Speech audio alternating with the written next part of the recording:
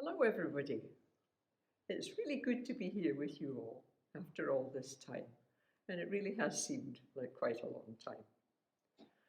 Let's just get cracking and open the service with our customary chalice lighting. Ian's doing that. We're still in the middle of the coronavirus pandemic. This morning, we focus our minds and look at what assistance our Unitarian beliefs might offer in helping us accept where we currently are and in working out what our response could be to the situation. Friends, let us set our minds to do that, joyful that we're all here together in our church community. Friends, we are living through remarkable times. Here we are again today, facing the same complex threat as we faced on the 15th of March, when we last met for a worship service. Yet we are not quite the same as then. As a society, we are thankfully learning more about this virus and identifying the specific areas of danger. As individuals, we're learning how to cope with our own emotions and reactions to what looks like a damaging scenario worldwide. Damaging economically, socially, politically, and personally. We are aware that many in the world are suffering from the loss of those they love. But we're also aware that there's a kind of light at the end of the tunnel in the form of an effective vaccination program. When I started writing this, searching for what to say about the positive effects of my Unitarian beliefs in dealing with the current situation, I had quite a disturbing experience. I realized three things were all happening together and were seriously upsetting me. The first, of course, was the severity of the COVID pandemic in all its nasty entirety and potential threat to health and well-being. Secondly, was the obvious advance of global warming and the limited and inadequate response to it. And third thing that was worrying me was the fascistic trends in world politics and the utterings of President Trump. These had together severely shaken my hopes for the future of our world, or more correctly, for the inhabitants of this world. I felt I no longer knew or trusted what I had concluded about anything in the realms of belief and spirituality. I no longer knew what my faith, the wellspring of my own actions and attitudes, was. In short, my faith was on a Shoogly peg. In my overbusy pre-pandemic life, I had foolishly never made the time to try to establish what I really thought about these matters religious. My consequent thoughts may be of some use to you if any of you have experienced these feelings too.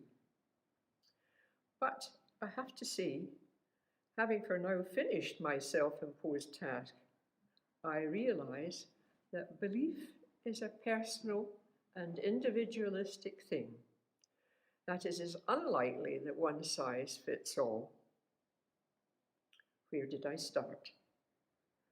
What do we know about the world already seemed a good place? And the answer to that question is not enough. Not enough to make sense of what it is all about. We've had some brilliant services in our church on our current attempts to understand our world.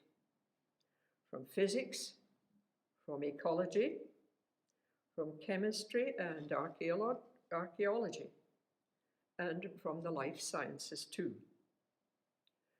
What we have learned has increased our awe and wonder in the beauty and complexity of our world, but it has also demonstrated that there are many unknowns, too many anomalies unresolved, too many mysteries as yet unsolved, to allow us to make definitive statements on how and why we are here.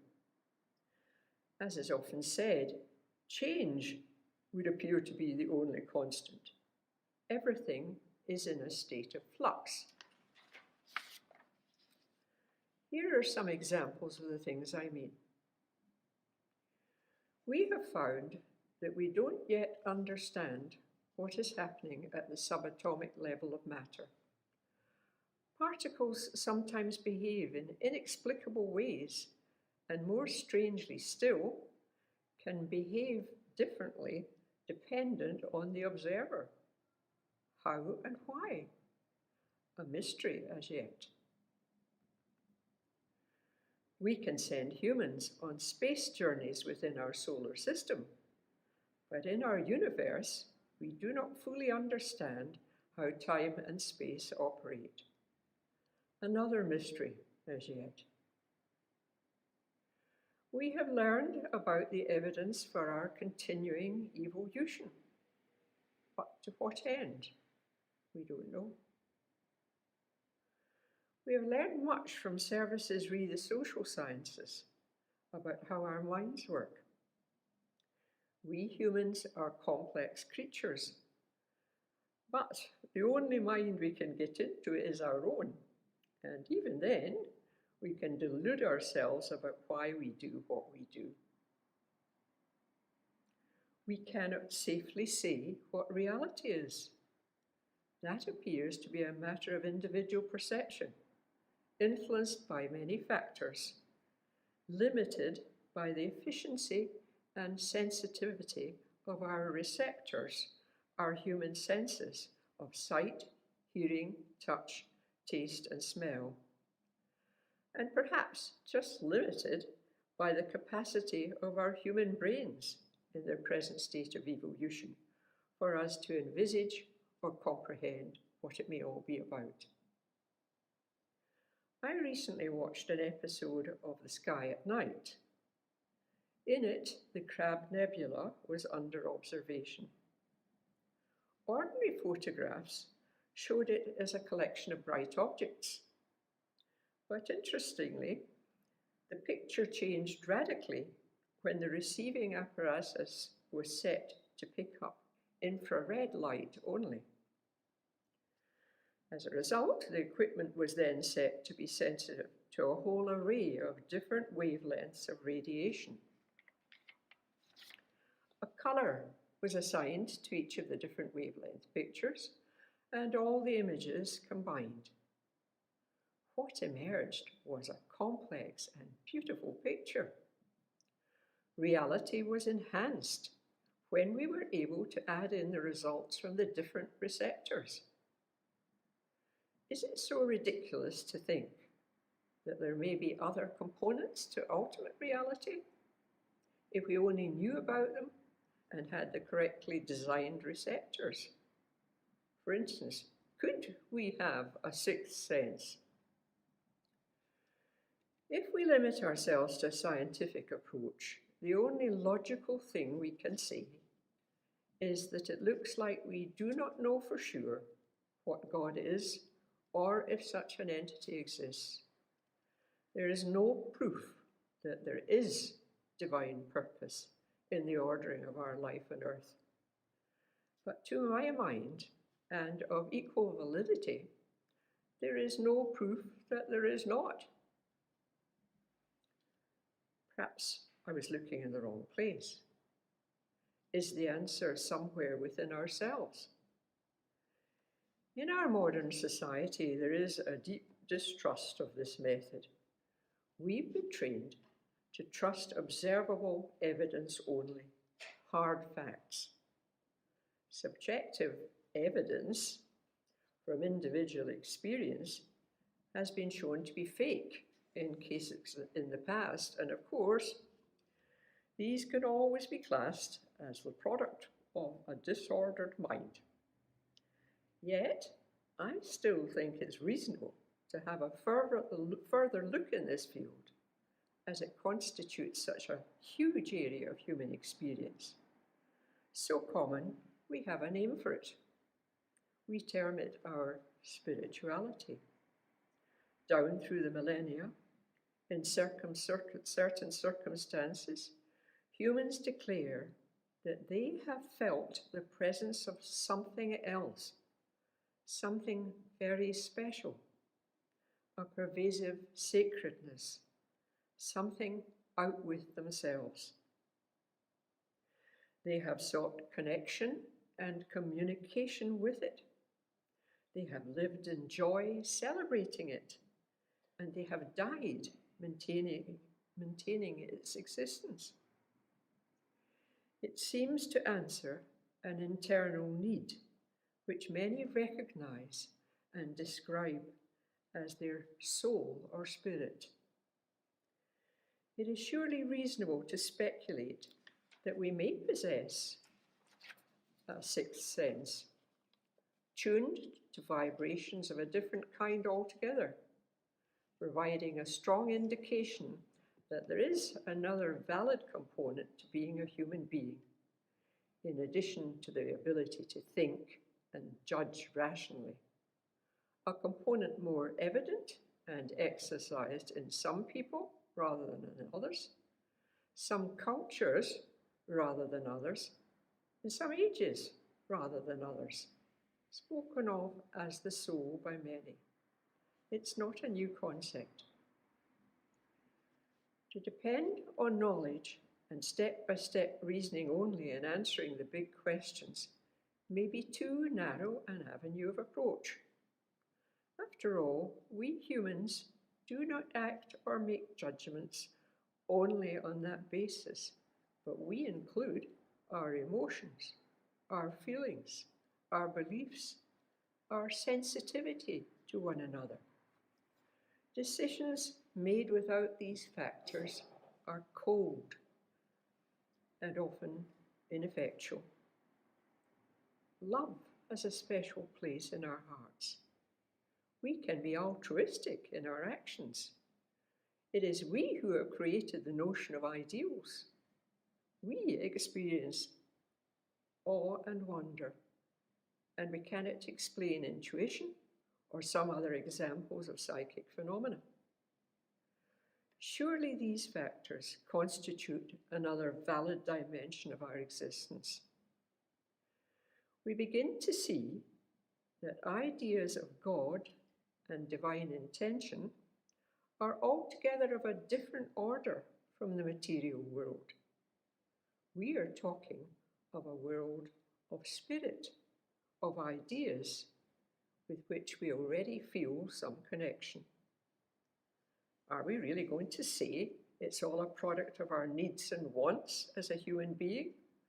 A product of earlier unhappy events in our lives, which makes us crave and invent the comfort blanket of belief in some kind of benevolent force or energy?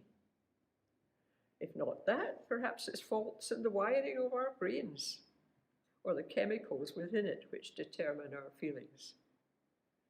Perhaps that is the case, but maybe it is not.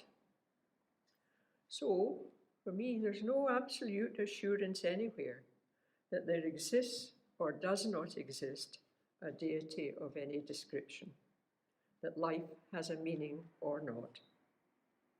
Whichever road you go down on this one, whichever approach you take, you end up in a mystery, a confusing sea of uncertainty, having to make a leap of faith, or, if you prefer, a leap in the dark, if you want or need to believe in some kind of God, in some kind of benign force at work and in our world.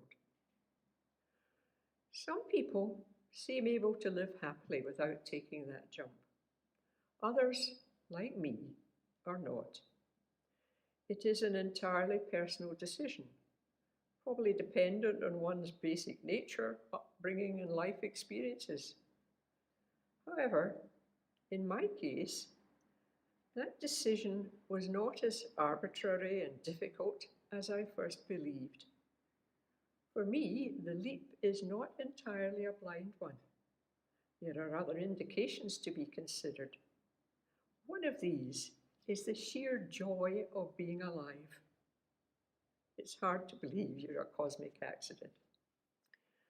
In my continuing doubts about faith, I came across two similar avenues of thought which helped me. The first one was an old strapline from New Unity Unitarian Church in London. The strapline dates from 2006. New Unity advertises itself as a non-religious church. The strapline is believe in good. Believe in good. Here is the advice that goes with it. When you are no longer sure what you think about God, examine what you think is good, in the sense of what is good to promote, to have as your goals for living.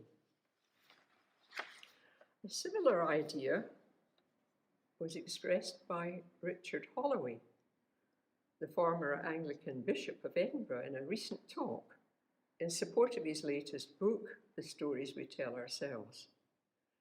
His thesis ran, when surrounded by uncertainties, look for the certainties, he said, the things you already deeply value. You may find that the good and divine intention seem much the same thing. Well, I had a go at that, and when I did that, I came up with the values embedded in Christianity, values reflected in the purposes and principles of Unitarianism and Universalism, obvious in the articles of the Universal Declaration of Human Rights, and appearing as fundamental beliefs in many other cultures and religious backgrounds other than ours. Loving kindness in dealing with others, exercised with respect, tolerance, honesty, and compassion. Granting the rights of all to live with justice and freedom, to enjoy good health and education, and the duty we have to look after the best interests of others as well as our own. Now, the source of these ideas doesn't bother me particularly. Some claim they came from the orders of a supernatural entity. Others say you don't need a God to come to these conclusions. It is the collective wisdom of human generations, the best methods of ensuring the survival of the species. Does it matter? I think not. If the end goals are the same, I've no problem with how you got there. So that was the values explored. And now for the certainties, the things I treasure most. Here are the treasured things in my life, and I'm sure many of you share some of them at least. Firstly, like most human beings and other animals, instinctively I treasure my life. For all the problems, none of us are too keen to depart. Secondly, I treasure my relationships with other people, my family, my friends, and I care about the world community of which I am a part. There is no doubt in my mind at all that these relationships are improved to the degree that we are willing to exercise loving kindness, mutual respect and tolerance, a sense of justice. It seems to me that our personal existence is a lifelong learning process in how best to live as a human amongst other humans. And I think that is a good purpose to have for a life. My third treasure is the precious planet on which we live. I am in awe and wonder of the natural world. Scientific discoveries only serve to enhance these feelings. The beauty and complexity of our planet and what lives thereon sometimes overwhelms me. The interconnectedness of the physical laws which govern it absolutely amaze me. I have many times felt something holy is at work in our world. One of the most upsetting days I experienced lately was the day the forecasted extinction rates for plants and birds and animals was announced. What greater mistake could there be than trashing our wonderful world? For me, there is a distinctly religious dimension to that. It feels like a form of sacrilege, no less. When we look at the problems of the world, we see they are largely man-made. We see no magic God who is going to make them disappear or is going to rescue us from the consequences of our short-sightedness in disregarding the laws of cause and effect which regulate our planet. We need to expand our ideas of whom we wish to protect, not just our own immediate societies, but worldwide to encompass all human beings. And we are going to have to do all the sorting out and fixing ourselves, collectively and individually. The way to do that is to act in the ways based on the values which we claim to have. It's a huge task, isn't it? But I am not without hope. As a species, we are very talented and inventive, and I don't think that mankind is basically flawed and destructive. But we all do have to choose. Will we be a destroyer of life or a builder? We approach a critical moment in our history. These thoughts are also resonated in the words of writer and environmentalist Alistair McIntosh, who was the keynote speaker at the virtual GA meetings of April this year. In his speech, Dr. McIntosh asserted, "We can regard ourselves as privileged to live in this time." Why? Because, in theological terms, it is a kairos moment, a turning point, a critical point when things do have to change. It's a time when we're called to deeper meaning, to deeper service, to the world and to those around us. And that seems powerfully true to me. So far, so good. But where will we get the strength and inspiration to do that? Are we to find it all from within, spurred on by the preciousness of the things we value? I have come to believe that there is another source, something else to assist. Handiest if I just give in and call it God. Though I have the usual reservations about doing so due to lingering negative historical associations of the word.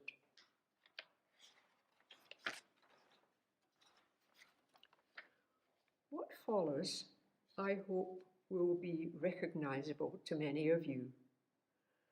I share it with you in some trepidation, because I would not like you to think I am suffering delusions.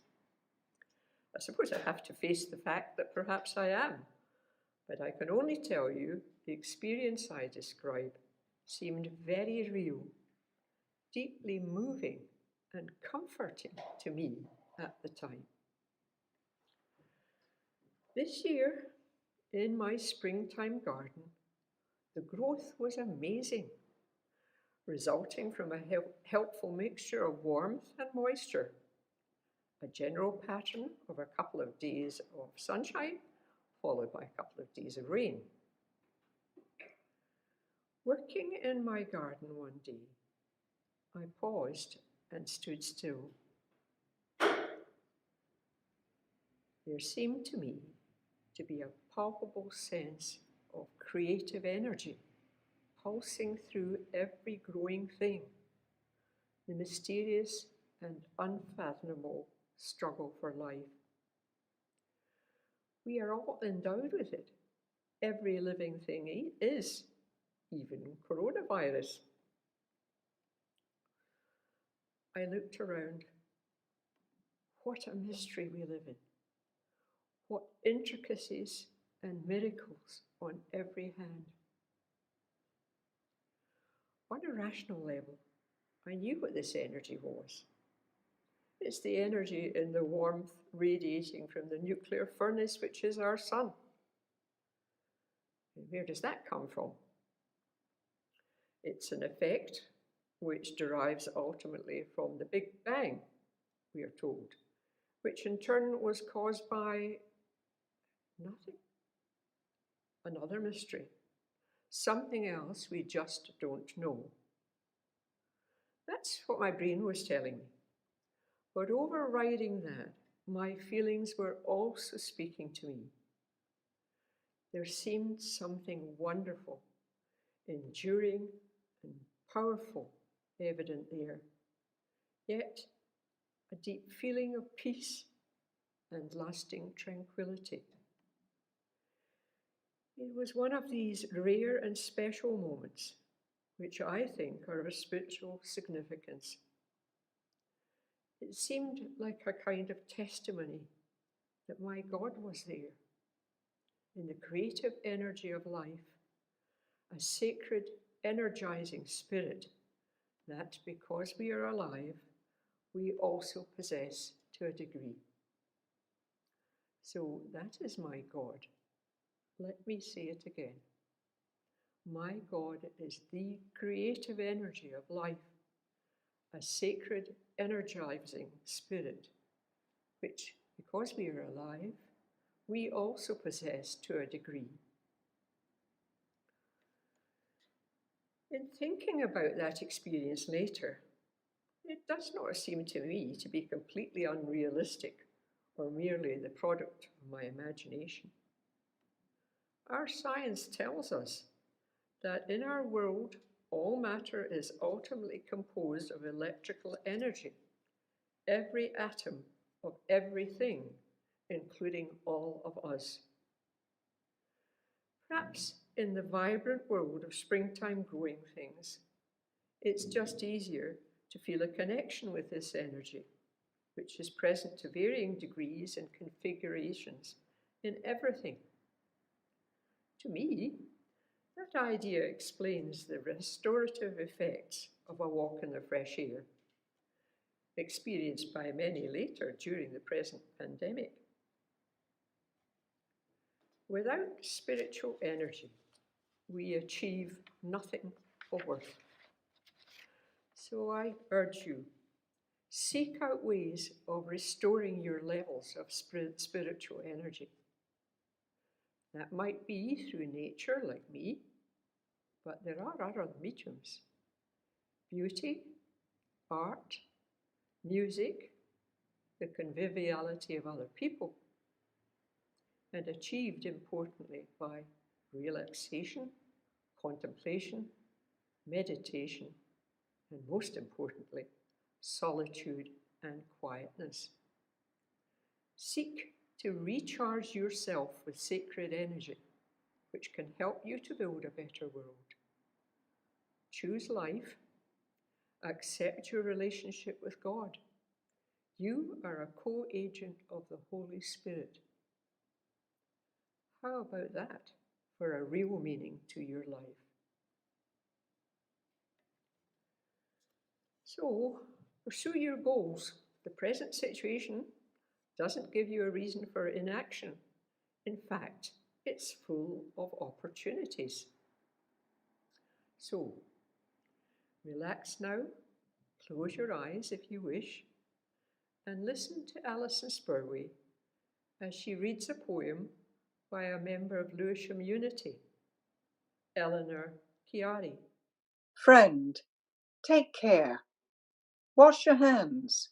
Don't touch your face.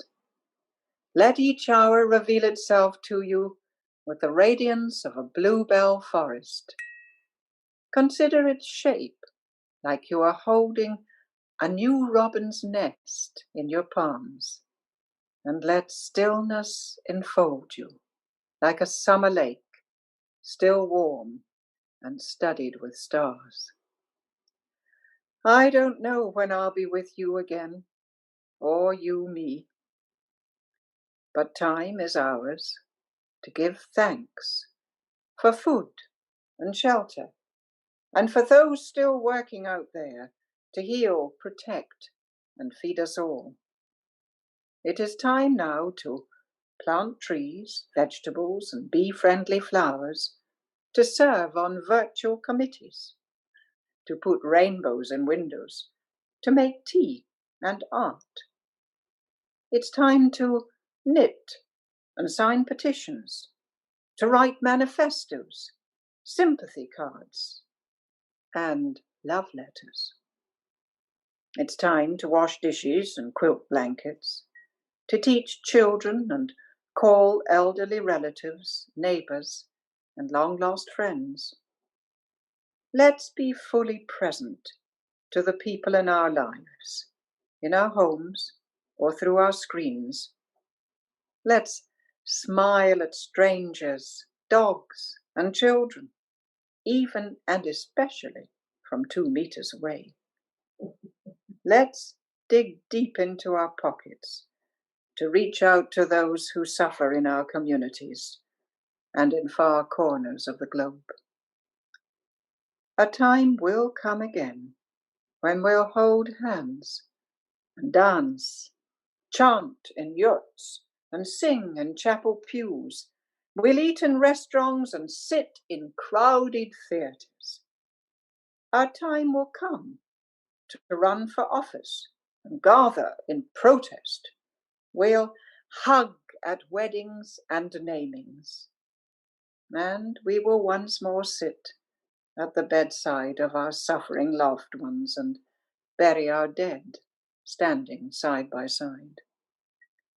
Now is the time to mend what's broken and mourn what is lost and can't be fixed, to speak up for kindness and for justice, to light chalices and kindle new ideas. In this great turning, all that we do is needed, and so much more must be done. Only you know what it is that you have the strength, the courage, and the power to do more of today. Do it gently, with purpose and with kindness. Together, we will learn to lead in love. Finding your faith is not an airy-fairy or pious holy-willy type thing, fanciful thing to do, nor a means of making yourself more comfortable and sitting around in a comfortable spiritual dwam. Your faith is important. It is a thing of energy. It's a call to action to help make the world a better place. In the meantime, let's listen to the postlude.